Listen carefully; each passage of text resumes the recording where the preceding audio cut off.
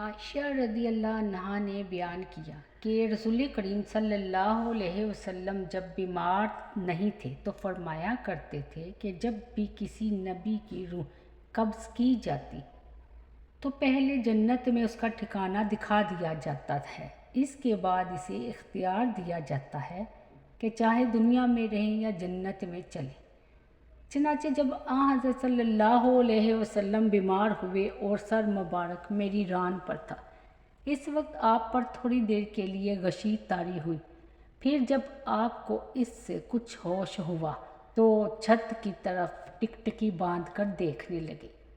پھر فرمایا، اے اللہ، رفیق اعلیٰ کے ساتھ ملا دے۔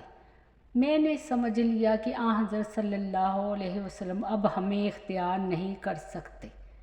میں سمجھ گئی کہ جو بات حضرت صلی اللہ علیہ وسلم صحت کے زمانہ میں بیان فرمایا کرتے تھے، یہ وہی بات ہے۔ بیان کیا کہ یہ حضرت صلی اللہ علیہ وسلم کا آخری کلمہ تھا جو آپ نے زبان سے ادا فرمایا کہ اے اللہ، رفیق اعلیٰ کے ساتھ ملا دے۔